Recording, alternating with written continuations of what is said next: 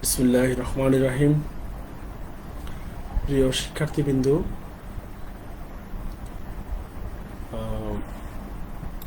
একটা অত্যন্ত খুশির বিষয় যে খুব দ্রুতই শিক্ষা প্রতিষ্ঠান খুলে দিচ্ছে। আগামী 12 তারিখ থেকে তোমরাও সশরীরে ক্লাসে উপস্থিত হয়ে ক্লাস করতে পারবে। প্রতিষ্ঠানে একটা উৎসব মুখর পরিবেশ তৈরি হবে। সেক্ষেত্রে শিক্ষা কার্যক্রমে একটা স্বাচ্ছন্দ্য চলে আসবে।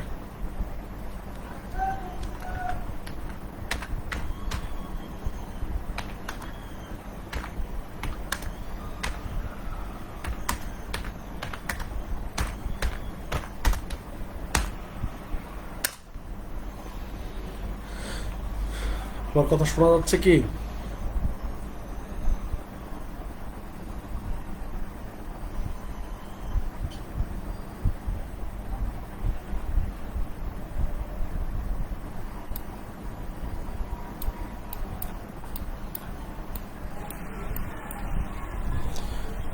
সাউন্ড শোনা যাচ্ছে?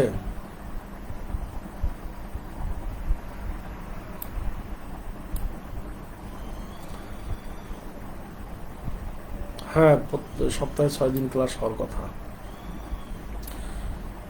সপ্তাহে 6 দিনই ক্লাস হওয়ার কথা। এখন তারপর দেখা যাক, আবার নতুন করে নির্দেশনা না আসা পর্যন্ত এটাই বলা হয়েছে।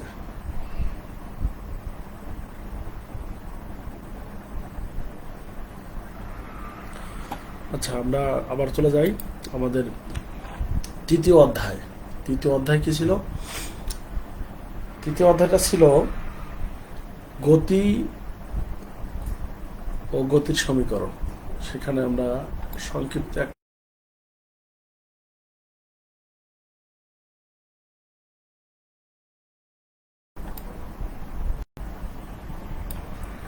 এই প্রশ্নটা,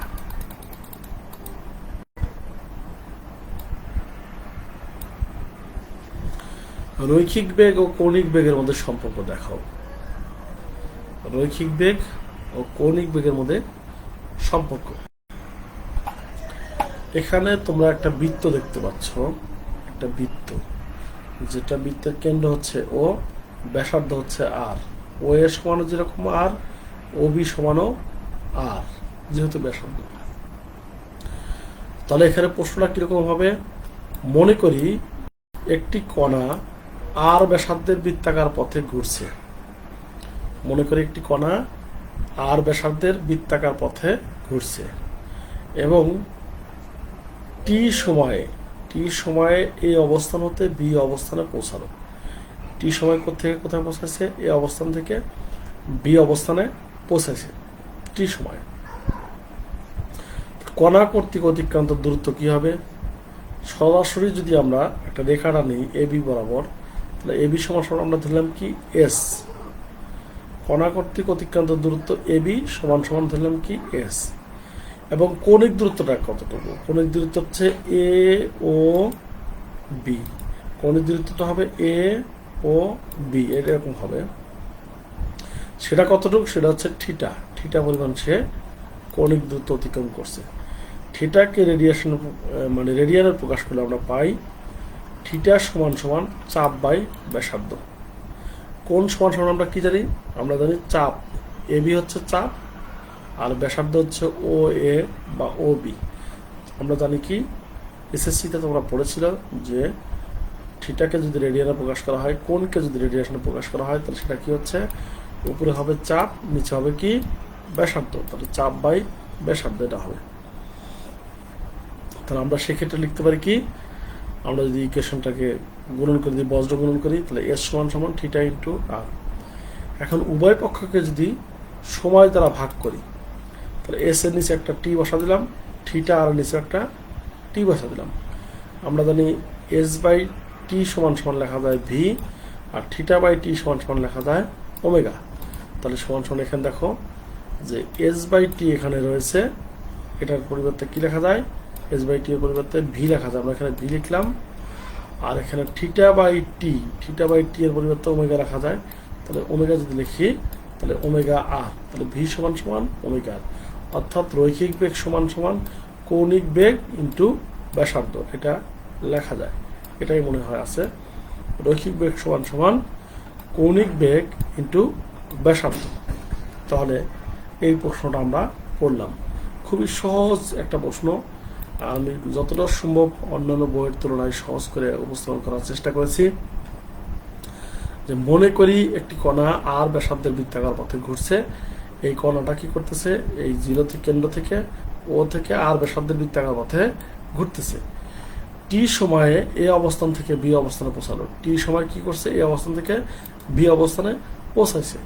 তাহলে কণা কর্তৃক অতিক্রান্ত দূরত্ব যদি রৈখিক দূরত্ব ধরি, এ বি সমান সমান আমরা ধরে নিলাম এস, এবং কৌণিক দূরত্বটা কি হবে, এ ও বি হবে। এ ও বি সমান সমান কি লেখা যায়, থিটা লেখা যায়, কৌণিক দূরত্ব হচ্ছে থিটা। থিটাকে রেডিয়ানে প্রকাশ করলে আমরা পাই কোণ সমান সমান চাপ বাই ব্যাসার্ধ। এখানে এস হচ্ছে চাপ আর ব্যাসার্ধ হচ্ছে আর।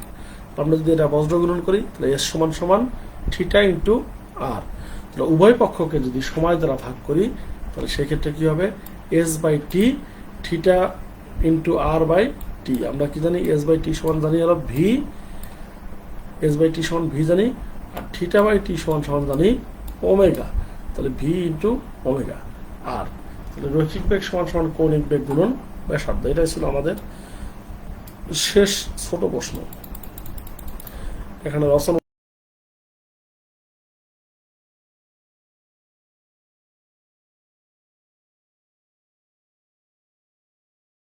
আমাদের এই অধ্যায়ের গাণিতিক সমস্যা।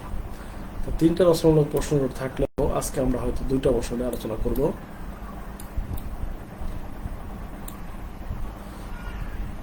রচনামূলক প্রশ্ন উত্তর, কেন্দ্রমুখী বলের রাশিমালা প্রতিপাদন করো। কেন্দ্রমুখী বলের রাশিমালা প্রতিপাদন করো বা প্রমাণ করো যে এফ সমান সমান M V square divide by R, এটা প্রমাণ করতে বলছে। তো ঠিক আছে, আমরা দেখি। এই মুহূর্তে আমাদের উপস্থিত জন 37 জন উপস্থিত হয়েছে, 39 জন। তোমরা এই মুহূর্তে যারা উপস্থিত হতে পারো নাই, তোমরা নেক্সট টাইমে এই ভিডিওটা দেখে নিবে।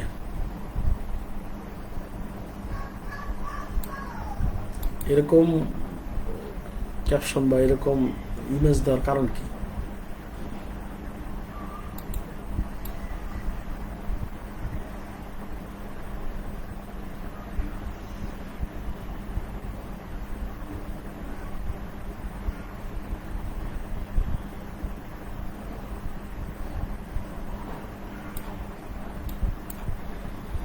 আচ্ছা, যাই হোক, আমি বিষয়টা আলোচনা করা শুরু করলাম। মনে করি এম ভর বিশিষ্ট একটি কণা আর ব্যাসার্ধের বৃত্তাকার পথে ঘুরছে। তাহলে কি মনে করলাম, যে এম ভর বিশিষ্ট একটি কণা আর ব্যাসার্ধের বৃত্তাকার পথে ঘুরছে। সেটা কোথায়, সেটা আমাদের এই ছবিতে রয়েছে। এখানে যে ছবিটা রয়েছে এই ছবিতে রয়েছে, যে এম ব্যাসার্ধের, এম ভরের একটা কণা আর ব্যাসার্ধ, এখান থেকে ও বি সমান আর, ও এ সমান আর ব্যাসার্ধের বৃত্তাকার পথে ঘুরছে। তাহলে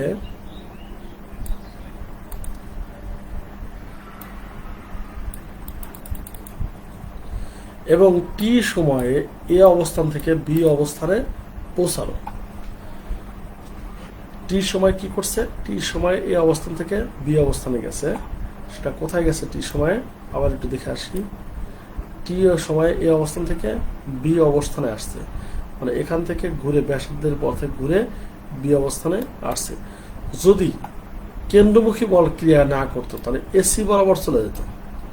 কেন্দ্রমুখী বল আছে বলেই এখান থেকে কিন্তু বৃত্তাকার পথে ঘুরতেছে। যদি কেন্দ্রমুখী বল না থাকতো তাহলে কিন্তু এটা এসি বরাবর চলে যেত, এটা এসি বরাবর এই পথে চলে যেত। কেন্দ্রমুখী বল আছে যার জন্য এটা চারপাশে ঘুরতেছে। কেন্দ্রমুখী বল না থাকলে এসি বরাবর চলে যেত। সেটাই বলছে, যদি কণার উপর কেন্দ্রমুখী বল ক্রিয়া না করতো তবে স্পর্শক এসির দিকে চলে যেত। আমরা পাই এসি সমান ভিটি। এসি সমান ভিটি অর্থ হচ্ছে, আমরা জানি কি এস সমান সমান ভিটি জানি, এখানে এসিটাই হচ্ছে এস, তাহলে এস সমান সমান আমরা কি জানলাম, ভিটি। কিন্তু যেহেতু বস্তুর উপর কেন্দ্রমুখী বল ক্রিয়া করে, কিন্তু যেহেতু বস্তুর উপরে কেন্দ্রমুখী বল ক্রিয়া করে, সেহেতু টি সময়ে এ অবস্থান থেকে বি অবস্থানে পৌঁছানোর অর্থ উক্ত সময়ে সিবি এর সমান দূরত্ব অতিক্রম করা। তার মানে হচ্ছে যেহেতু এখানে কেন্দ্রমুখী বল ক্রিয়া করছে, সেহেতু সেটা এসি বরাবর যাবে না। তাহলে যাবে কোন দিকে? টি সময় এ বিন্দু থেকে বি বিন্দুর দিকে যাবে। তো টি সময় এ বিন্দু থেকে বি বিন্দুতে যাওয়ার অর্থ হলো যে টি সময় সি থেকে বিতে যাওয়ার সমান, কারণ এ বিন্দু যে রেখা বরাবর রয়েছে সিও ঠিক সেই রেখায় রয়েছে। তাহলে এখান থেকে এদিকে তার সরাসরি সরণ হচ্ছে সিবি, সরাসরি সরণটা হচ্ছে সিবি, কিন্তু সে বৃত্তাকার পথে যাচ্ছে, এই জন্য এখানে ত্বরণ থাকবে। সেটা কি হচ্ছে, আবার সেটা বলি যে যেহেতু বস্তুর উপর কেন্দ্রমুখী বল ক্রিয়া করে, সেহেতু টি সময়ে এ অবস্থান হতে বি অবস্থানে পৌঁছানোর অর্থ উক্ত সময়ে সিবি এর সমান দূরত্ব অতিক্রম করা। সিবি এর সমান দূরত্ব অতিক্রম করা, সিবি অর্থ হচ্ছে এই সি থেকে বি পর্যন্ত এটার সমান দূরত্ব অর্জন বা সমান দূরত্ব অতিক্রম করা। সেই ক্ষেত্রে আমরা সিবি সমান লিখতে পারবো ইউটি প্লাস হাফ এ স্কোয়ার। আমরা জানি এর সমান বিটি সুষম বস্তু সুষম বেগের ক্ষেত্রে, আর এর সমান ইউটি প্লাস হাফ এ স্কোয়ার এটা হচ্ছে ত্বরণের ক্ষেত্রে, অসম বেগ বা ত্বরণের ক্ষেত্রে আমরা লিখি এর সমান ইউটি প্লাস হাফ এ স্কোয়ার। যেহেতু আদি স্থির অবস্থার একটা কথা বলা আছে, স্থির অবস্থান থেকে বলা আছে যে একটা বস্তু স্থির অবস্থান থেকে বর্গষ্টিতে কণা বৃত্তাকার পথে ঘুরছে টি সময় এখান থেকে এখানে পৌঁছালো, তাহলে সেখানে আমরা কি লিখতে পারবো? ইউ সমান আদি বেগটা 0 লিখতে পারবো। তার মানে সিবি সমান কি হচ্ছে হাফ এ টি স্কোয়ার। এই দুটা জিনিস খুব ভালো করে মনে রাখতে হবে। এসি সমান হচ্ছে ভিটি, এসি সমান ভিটি, এটা যেরকম মনে রাখতে হবে। আবার সিবি সমান হাফ এ টি স্কোয়ার, এটাও আমাদেরকে মনে রাখতে হবে। আমরা যাচ্ছি নিচের দিকে। এখন এখানে যে ঘটনাটা, এখন বি হতে এ ও আর ব্যাসের উপর, বি হতে এই যে বি হতে এ ও আর এটা একটা ব্যাস, বৃত্তের কেন্দ্র পর্যন্ত হলে ব্যাসার্ধ হয়, আর বৃত্তের এই পরিধি থেকে আর এক কেন্দ্র বরাবর যদি কোনো ব্যাস বা যে আঁকা হয় সেটাকে ব্যাসার্ধ বলে বা ব্যাস বলে। তাহলে এখন বি হতে এ ও আর ব্যাসের উপর বিডি লম্ব টানি, বি হতে এ ও আর ব্যাসের উপর বি ডি একটা লম্ব টানছে, বিডি লম্ব টানে। লম্ব টেনে কি করছে? এখানে এ সি বিডি একটা সামান্তরিক পূর্ণ করছে। দেখো এ সি বি ডি একটা সামান্তরিক পূর্ণ করছে। তাহলে সেই ক্ষেত্রে কি হচ্ছে, আমাদের এসি বাহু সমান বিডি বাহু, আর সিবি বাহু সমান এডি বাহু। এখানে লেখা আছে এসি সমান বিডি আর সিবি সমান হচ্ছে এডি।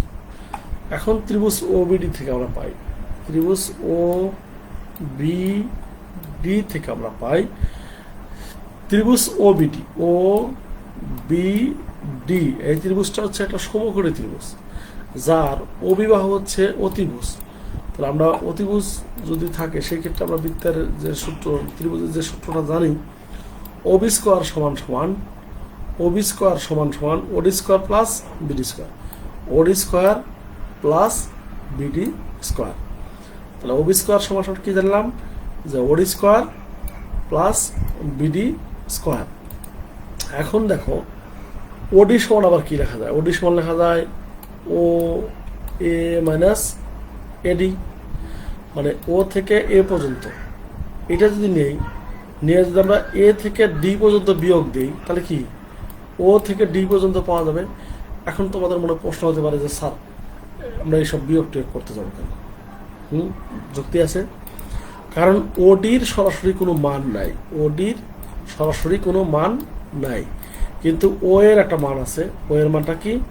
ও এর মানটা হচ্ছে আর, ব্যাসার্ধ আর, আর এডির একটা মান আছে। আমরা কিছুক্ষণ আগে দেখেছি এডির একটা মান হচ্ছে কি হাফ এ টি স্কোয়ার। তোমাদেরকে যেটা মনে রাখতে বলছিলাম, এডির একটা মান আছে কি হাফ এ টি স্কোয়ার। তাহলে এখন দেখো আমরা যদি ও এ এখান থেকে এডি বিয়োগ করি, তাহলে কি হবে? ওডি হবে। তাহলে এখানে আমরা লিখতে পারি ওডি স্কোয়ার সমান O A minus AD whole square plus BD square. তাহলে এটা কি হলো? ও এ মাইনাস এডি মানে A minus B whole square সূত্র হয়ে গেল।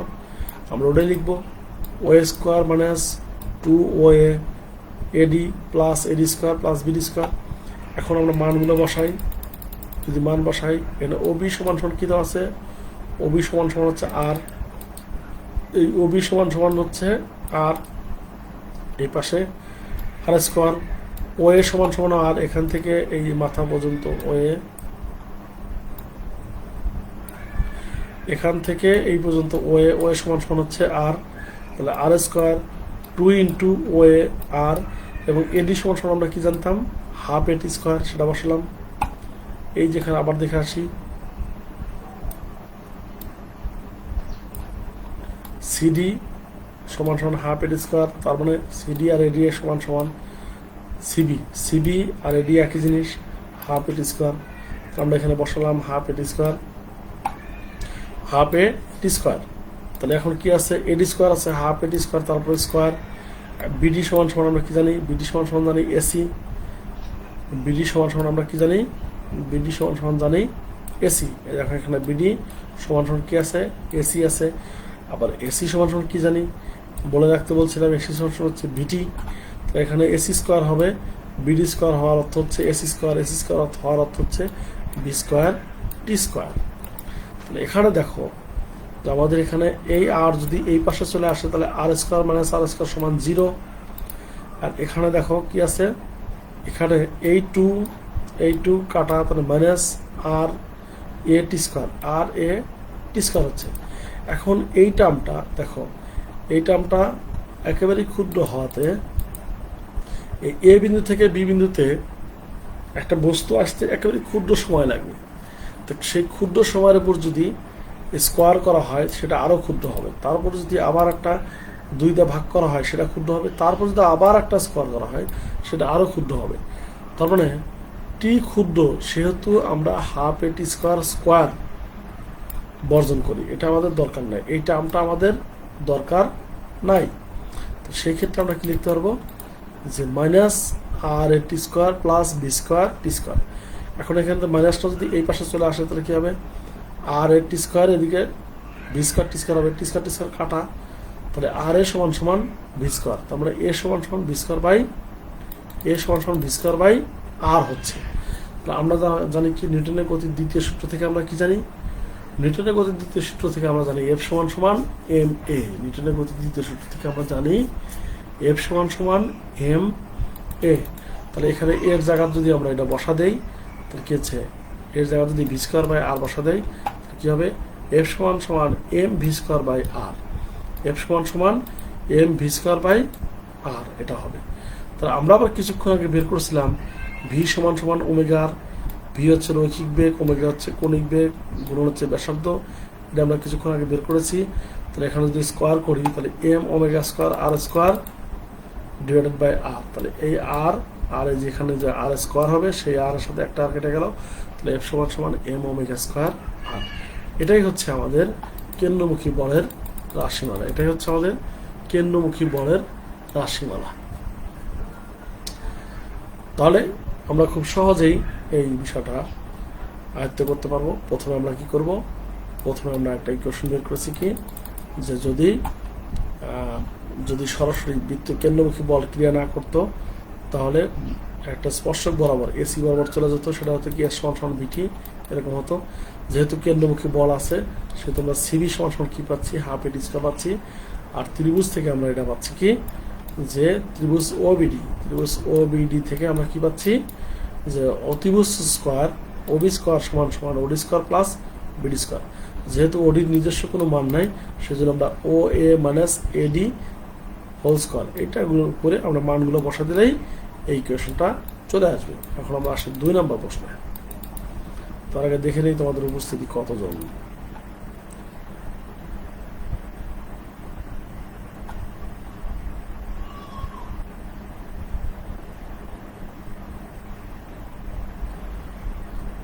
হ্যাঁ, 12 তারিখে কলেজে আসতে হবে।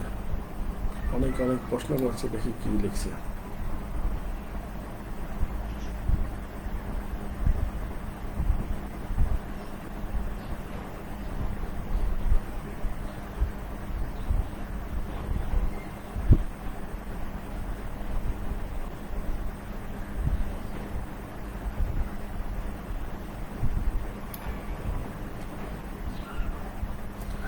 সপ্তাহে 6 দিন ক্লাস হবে, 6 দিন ক্লাস হবে। উপস্থিতি তো কমে যাচ্ছে কখনো নাকি।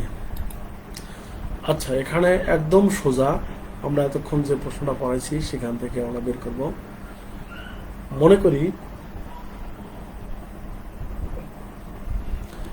করি এম ভরের একটি বস্তু ইউ আদিবেগ নিয়ে টি সময় চলে এস দূরত্ব অতিক্রম করে ভি শেষ বেগ প্রাপ্ত হলো।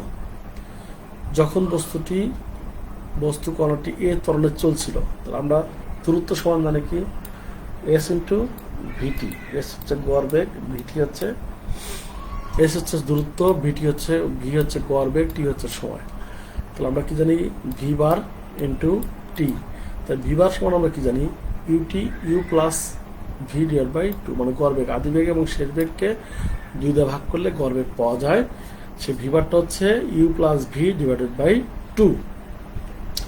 এই মানটা আমরা এখানে বসালাম।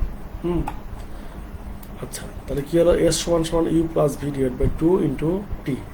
এখন নিউটনের গতির প্রথম সূত্র থেকে আমরা জানি ভি সমান সমান ইউ প্লাস এটি। এখন এখানে যে ভিটা রয়েছে, এই যে ভিটা, এই ভিতে যদি আমরা এই মানটা বসায় দেই ইউ প্লাস এটি, তাহলে কি হয় দেখি। এই মানটা যদি বসায় দেই তাহলে হচ্ছে ইউ প্লাস এটি ডিভাইড বাই 2 ইন্টু টি। তার মানে 2 ইউটি, এখানে টিটা যদি গুণন করে ফেলি তাহলে এটা একটা ইউ, এটা একটা ইউ, তাহলে 2 ইউটি প্লাস এ টি স্কোয়ার হচ্ছে এ টি স্কোয়ার। তাহলে এই 2 দিয়ে যদি এটাকে কেটে দিই তাহলে কি হচ্ছে U T A T square by 2। A T square by 2 কে এটা হাফ সামনে দিয়ে এ টি স্কোয়ার লেখা যায়। তাহলে এর সমান টি প্লাস হাফ টি স্কোয়ার। সোজা একটা প্রশ্ন। 3 নম্বর যে প্রশ্নটা রয়েছে এটা আমরা আগামী দিন আজকে আলোচনা করব না, এটা আমরা আগামী দিন আলোচনা করব, কারণ একসাথে এতগুলো প্রশ্ন আলোচনা করলে তোমাদের মাথায় থাকবে না, পরে ক্লাসের প্রতি বিরক্তি চলে আসবে। তবে বিষয়টা হচ্ছে যে তোমরা ফিজিক্স সেশনাল লেখা শুরু করছো অনেকেই, যারা শুরু করো নাই তারা দ্রুত ফিজিক্স সেশনাল লিখবে।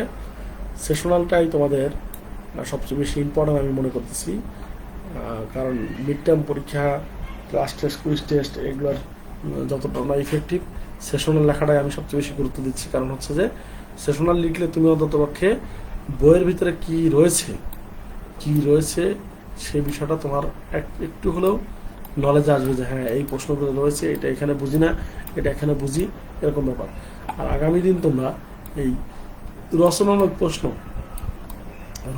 প্রশ্ন এই প্রশ্নটা অন্ততপক্ষে দেখাও যে প্রাসের গতিপথ নিমিত্ত অথবা তির্যকভাবে বাধাহীন পথে উপরের দিকে নিক্ষিপ্ত বস্তু বা প্রাসের গতিপথের সমীকরণ নির্ণয় করো।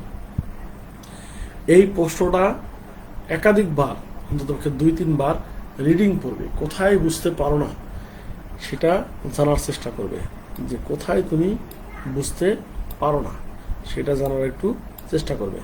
দেখে মনে হচ্ছে কঠিন, আসলে কঠিন কিছু না। আর তোমরা আগামী 12 তারিখ থেকে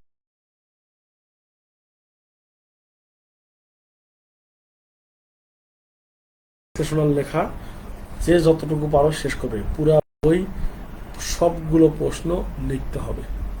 আমার কথা হচ্ছে আমি চাই তুমি 60,000 টাকা বেতনের চাকরি করো, তুমি 6,000 টাকা বেতনের চাকরি করো, আমি চাই না। কোনো রকম খালি টেনে পাস করবে, এটা আমি কখনোই চাই না। আমি চাই তুমি সর্বোচ্চ পর্যায়ে যেটা ভালো সেটা তুমি পেয়ে যাও। তো আজকে আর বেশি পড়াতে চাচ্ছি না। তোমাদের কোনো প্রশ্ন থাকলে প্রশ্ন করতে পারো, আমি দেখে উত্তর দেওয়ার চেষ্টা করছি। তোমাদের পরীক্ষার রুটিন, মিড টার্ম পরীক্ষার রুটিনটা হবে, আর মিড টার্ম পরীক্ষার সিলেবাসটা হচ্ছে আমি যতটুকু পড়াবো ততটুকুর মধ্যে থেকে মিড টার্ম পরীক্ষার সিলেবাস হবে, সেখান থেকে প্রশ্ন হবে। আর পরীক্ষার রুটিন দিবে, অবশ্যই পরীক্ষার রুটিন দিবে। তো সেটা 18 তারিখের পরে পরীক্ষা হবে, 18 তারিখের আগে পরীক্ষা হবে না, কারণ 18 তারিখ পর্যন্ত রেপার্ট পরীক্ষা রয়েছে কলেজে।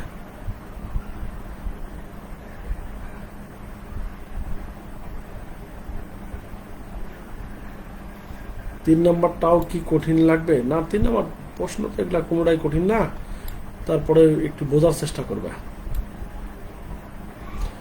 এক্সাম 18 তারিখের পরে হবে।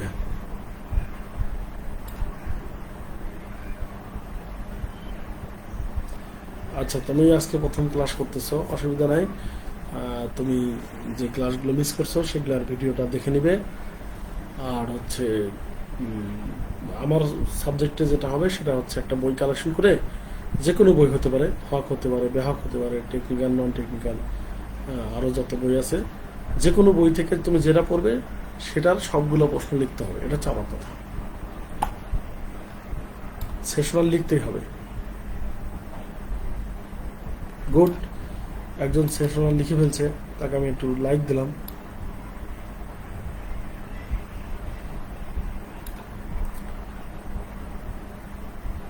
সবাই আগামী দিন ক্লাসে আসবে।